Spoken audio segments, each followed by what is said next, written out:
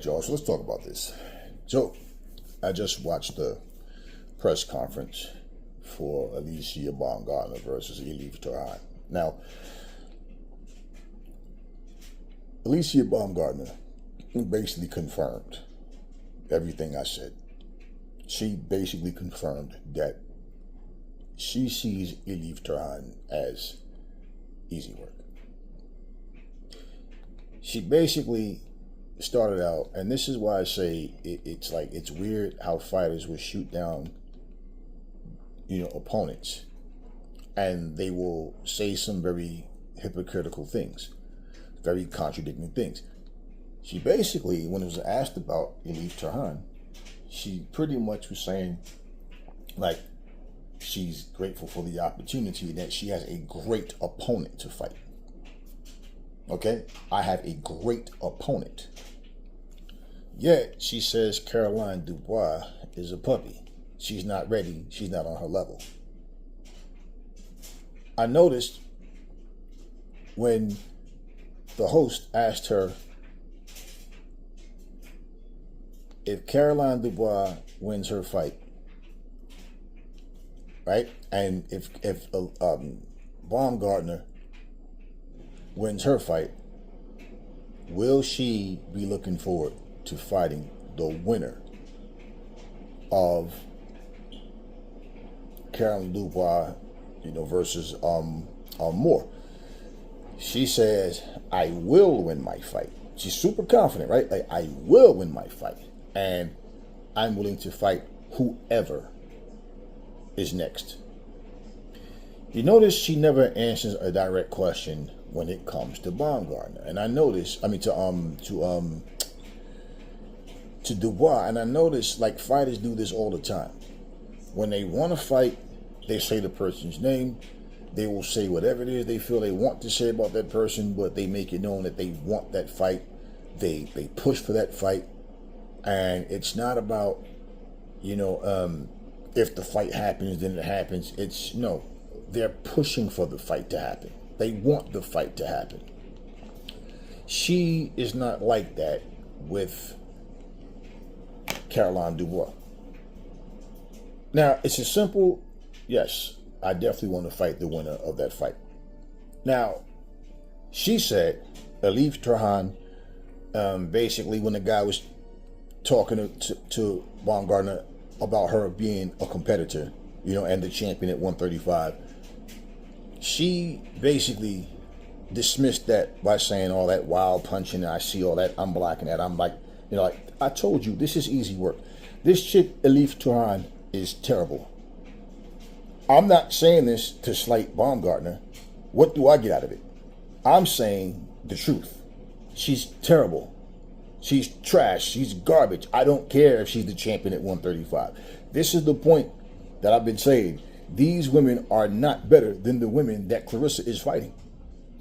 Now, the women that's more well-known at the smaller weights, that's what they try to put the focus on them, but not the sorry-ass, weak competition that they're fighting. There is no reason that Caroline Dubois versus Alycia Baumgardner shouldn't be happening like now. You understand what I'm saying? We know why it's not happening. So she still has not said, yes, I want to fight Caroline Dubois. There is no way you can sit here and call Elif Turhan a great fighter, a great opponent, but then say Caroline Dubois is not on her level, call her a little puppy and all of that. She's dismissive because that's a fight she don't want. I told you this is a cherry pick because, hey, you know what? Like I said, why not fight Sean Porter? Why not take the easy route and fight Sean Porter? He got a belt too. That's exactly what this is. Like I said, if you haven't done it and you don't know who this woman is, go watch her fight and watch you start laughing. Like, damn, I see why they picked this chick. She has a belt. Okay, go get it. But if you can call this woman a great opponent, but then try to crap all over the name of Caroline Dubois, that makes you look really bad. Because it exposes that, no, you really don't want that fight. And you're not confident that should be the first fight that you should have coming up to 135. The same way how Alycia Baumgardner was reluctant to say she wanted to fight Serrano, and talking about nobody want to see women fight for 12 rounds, 3 minutes a round. Go back and look. She's an advocate for women's boxing, but not when it came to that. Why? Because now the spotlight's on her to fight 12 3-minute rounds. It's not until she finally did it for the first time. Then she goes, oh, yeah, I'm built for this. I love it. Oh, now you love it. See, this is why I say when you try to be, try to come off to be more confident than what you are, all you got to do is people just listen to what you say, and they can see like, well, nah, this is BS, because last time you said X, Y, Z. Now you're saying this. Like, you don't flip-flop like that. She don't really want to fight Carolina. She don't. She can talk about how confident she is, and this is what she was born to do, and she got this. This is her. This is easy work. Now, can she go in there over the confident, make a stupid mistake, and get knocked out? Possibly. But like she said, yeah, she can punch. Her power's legit. That's what she said. Her power's legit. Yes, her power's legit. All that wild swing, I'm going to block all of that. I'm telling you, this fight was. She's a champion. Her. Might as well just give me the belt already. So that's what this is. Once again, I'll put it to you like this: when it comes to the sport of boxing, just like you heard Keyshawn Davis say, I just be talking because you got to sound like that. Yeah, 90-something% of these fighters, they all have that same gene inside of them. Let's just run our mouths and talk. But what are we actually doing to back it up? Against who? This is not competition that means anything. So this is my point. I'm not even knocking Alycia Baumgardner for taking the fight. I'm saying she sounds stupid trying to be dismissive of Caroline Dubois. That's what I'm saying. She sounds stupid trying to slight the opponents of Claressa Shields. This is the point of what I'm saying. If pound for pound, Danielle Perkins and Alycia Baumgardner was the same weight, do you really think that Alycia Baumgardner would be able to handle? Because think about it. You got to think about it. You can't say, well, if Alycia was this height, that. Let's say if Alycia was the same size and same height as Claressa Shields. All right? You think she'd be able to outbox and pummel Danielle Perkins like that? Absolutely not. Absolutely not. And to be honest with you, the way Alycia fights, she's more custom for the smaller weight classes. The problem with that one punch at a time shit, man, against somebody that let their hands go and is accurate and is fast and can punch, she would always have problems because she has to limit she limits her offense, and she tries to be defensive to the point where she limits her punch output to try to be careful. But for somebody who understands what's going on, they understand boxing, they'll make her fight more than she wants to. They'll take her out of that comfort zone. Same way how she said Elif Turhan throws a bunch of wild shots, but she has power. Well, Baumgardner's not wild. She has some power, but also she don't let her hands go enough. So again, like I said, what's that power if you can't land the shots? Whether you throw a lot of shots or whether you don't throw a lot of shots, if you're not landing combinations, you're not putting any real heat on your opponent, then your opponent has nothing to worry about.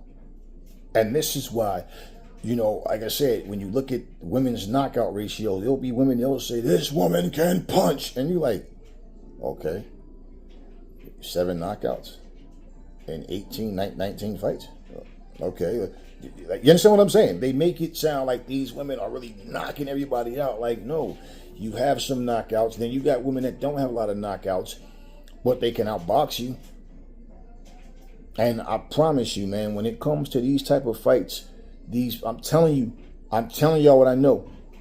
I'm telling y'all, it's eeny, meeny, miny. No, let's take the easier routes to get from point A to point B. Let's put less wear and tear on your body. Let's let you get to the point where you're winning. Hey, there's always going to be people that don't like you, that boo you, that criticize, but there'll be those that do. Let's focus on the supporters, not the non-supporters, and we're going to strategically maneuver you through this field of boxing where you take less punishment as possible. If y'all think that's not the case, you're a fucking bunch of fools. And I'm not saying it's not it's a bad thing to try to keep people, safe and all. But what I am saying is it's a bad thing when you run your mouth and lie to the public and try to make the public think that what you're saying is true when it's not. You guys are not, I'm telling you, they're not cut out for it, man. They talk and they talk and they talk, but if you look at their actions, it should make you think, when are you going to fight somebody that's worth a damn? Now, if you say, oh, but she had a belt, right? Look at, Clarissa's a 20-time champion. So okay, so my point, she's fighting champions and dethroning them. Do you know how many people Clarissa Shields gave their first loss to? Okay, so my point, you can't sit here and say you have a great opponent, but then turn around and break down. If Alycia Baumgardner is being honest, she knows damn well this woman is garbage. She knows this. And I guarantee you, if Elif Turhan was to say something to her, like in a disrespectful manner, I guarantee you, Alycia Baumgardner's true feelings will come out. I didn't watch the whole, I got to the point, I had something to do, but I watched towards the end. But what I'm saying, I guarantee you, if Elif Turhan was to turn up and I think you overrated, or they say this about you, but I guarantee you her true colors would come out and she would break down just exactly how disgraceful this woman is as a performer. Elif Turhan is terrible. I'm watching her fights. I'm like, okay, right. No, this woman is not good. So having the belt, okay, cool. But she was chosen over Caroline Dubois, and all I'm saying, there is no way possible that you're going to convince me that you consider this woman a great opponent, but yet Caroline Dubois is not on your level. She's on the porch. One thing about puppies and all that bullshit, nah, we know what that's about. She know Caroline is dangerous, and she's not talking any type of shit about this woman. It's something about Alycia and so many other fighters to where they want to tell you if you're good or not. But if you challenge them somehow, you're just not good. You're not good enough. You're not on our level. That's always when a fighter really don't want that fight. That's all that is. And you can't fucking tell me anything different. And the fact that for her to come up 5 pounds, this fight is going to be in November. Okay, cool. But it's taken her this long. She want to wait and prepare for this woman who basically, these are the type of fights where your fighter, the main fighter involved, is supposed to really shine.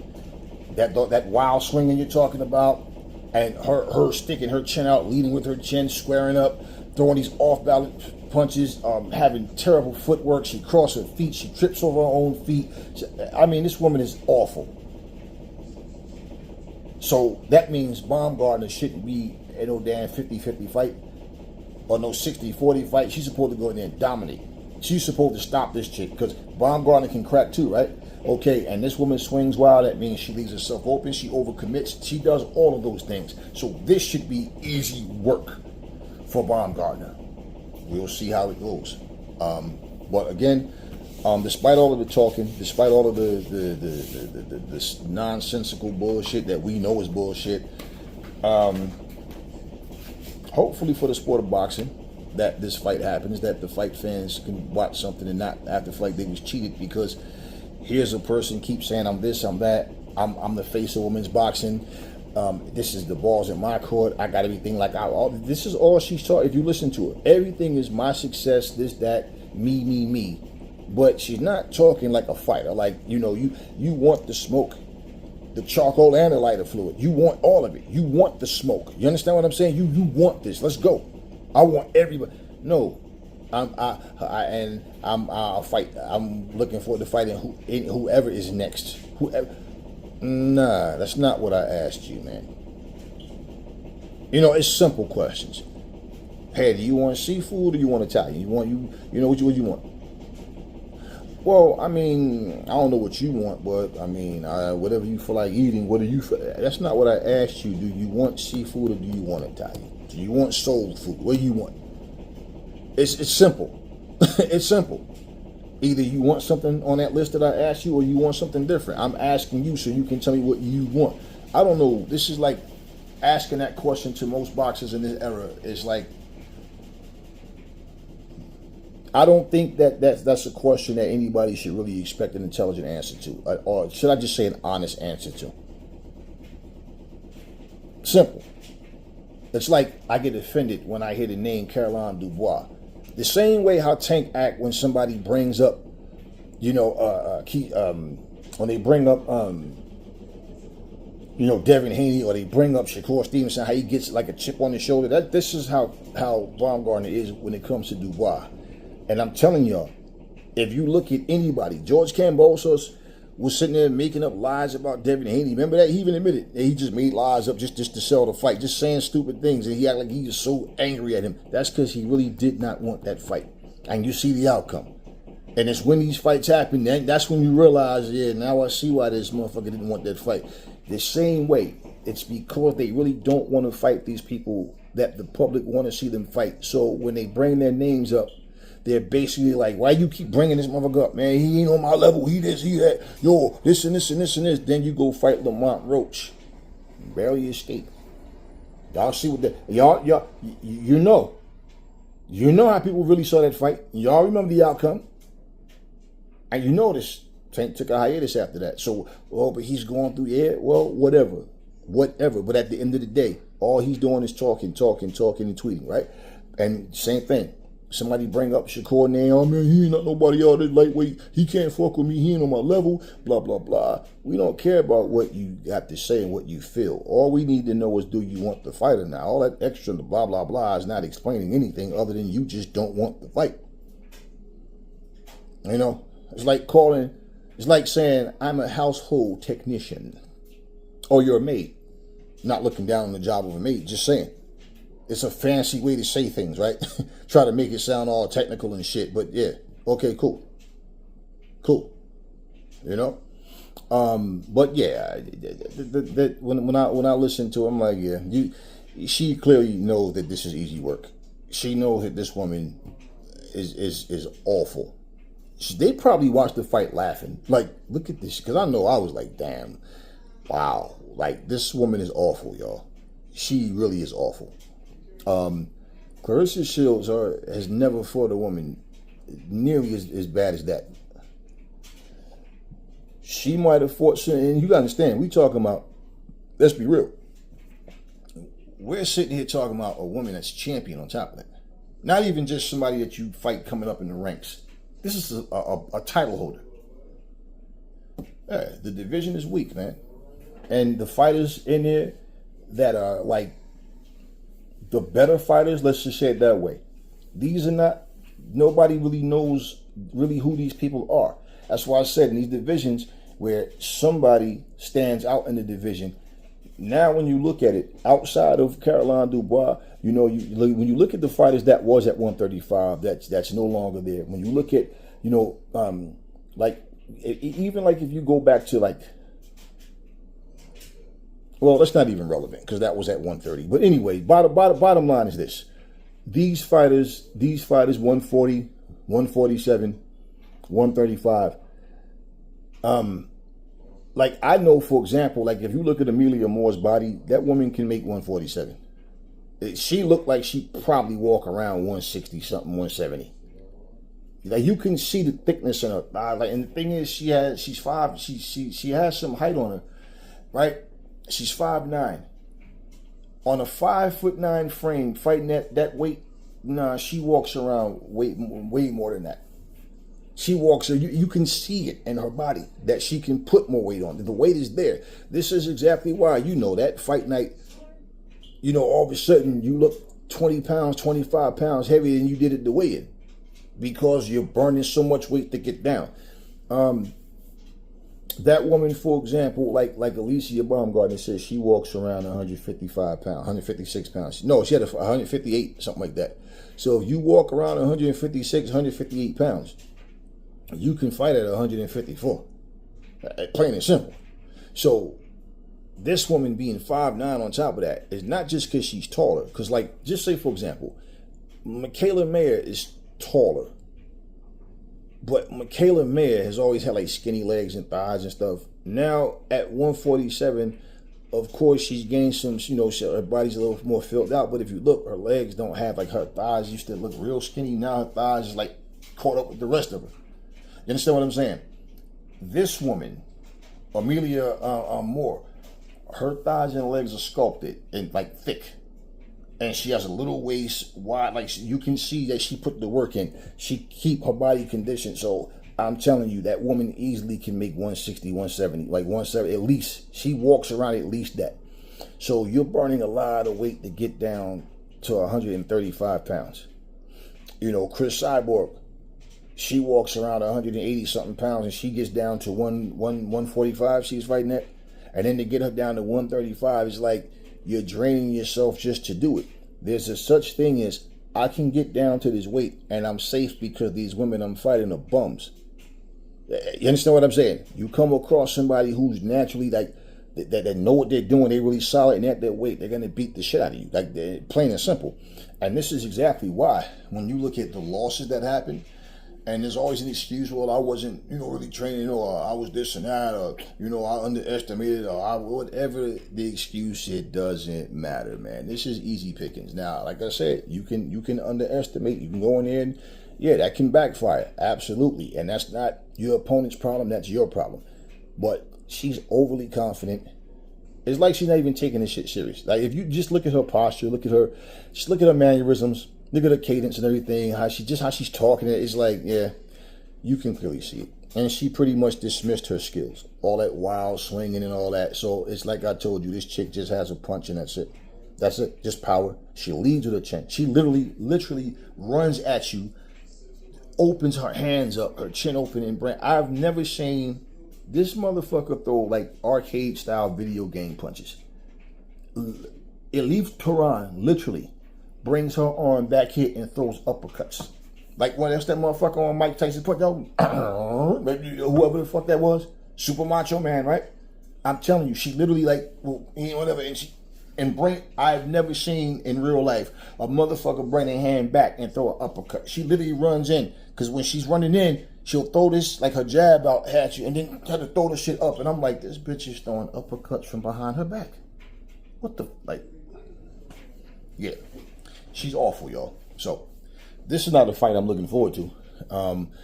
I'm more interested in Dubois versus Alycia Moore, simply because I think Dubois should win that fight as well. I think she should put the beats on Alycia Moore as well.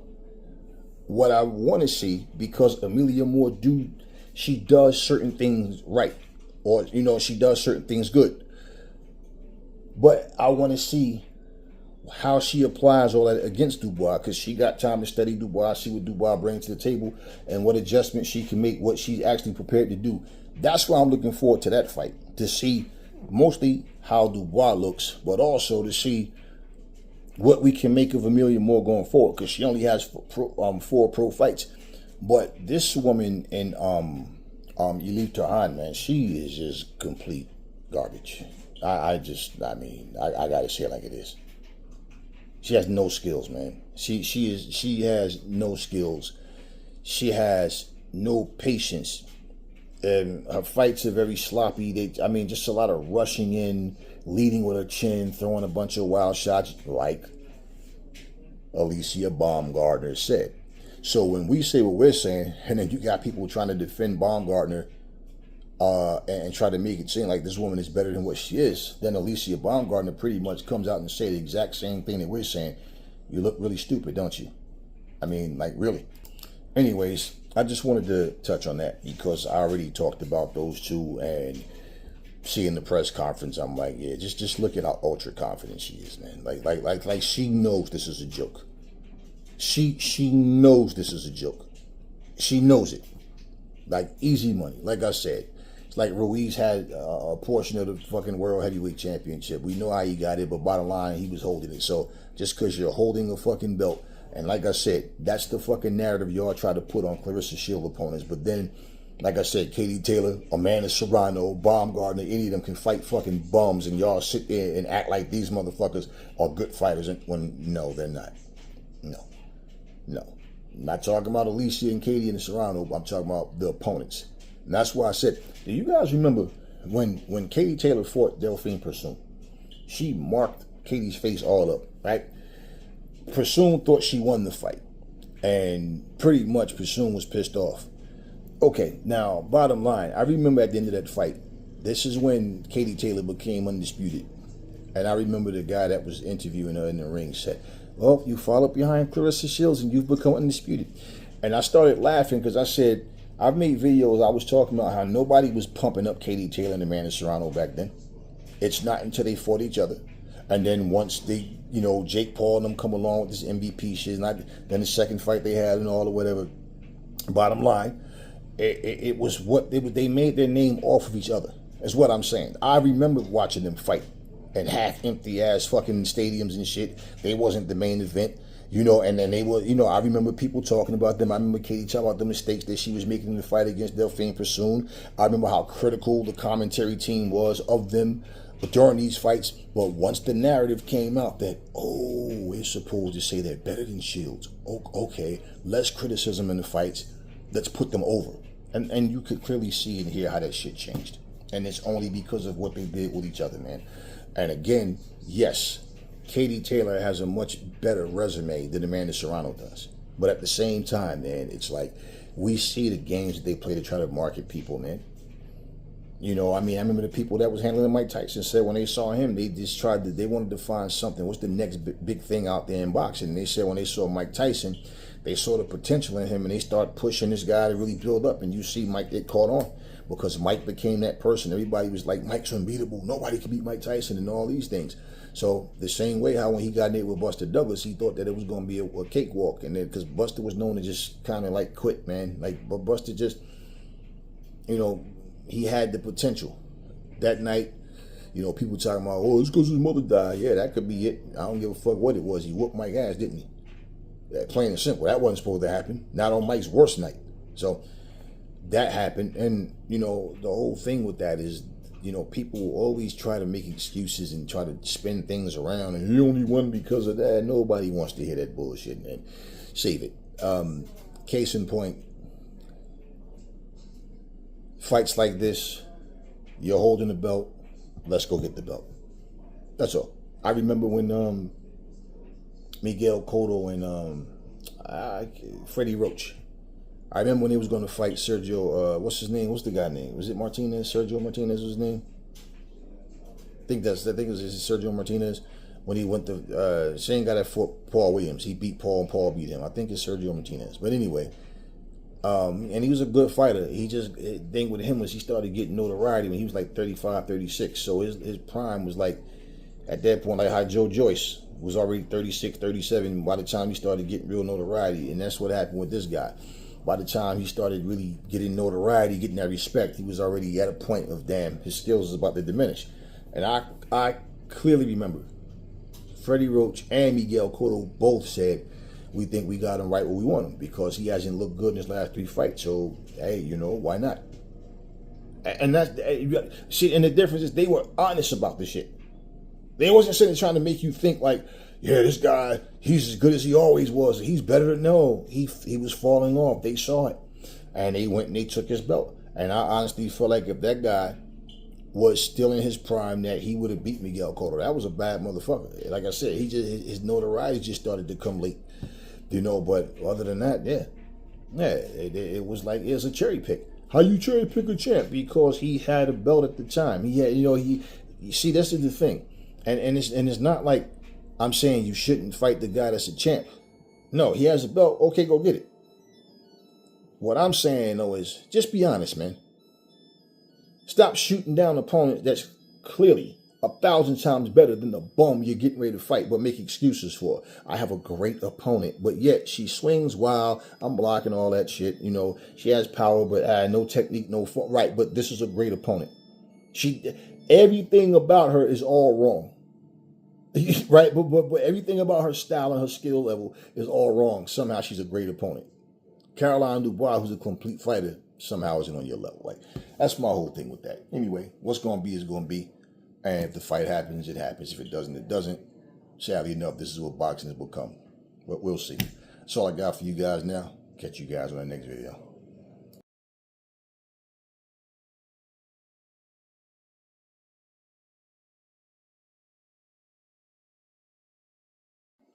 All right, y'all. So listen, you know I'm down to help the black business. There's an African shop. It's called Gimme Fuck Me Up. It's spelled GIMEDIFUKMEUP.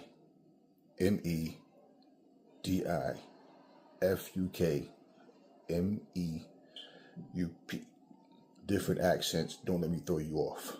Anyways, this brother said he cuts like nobody else.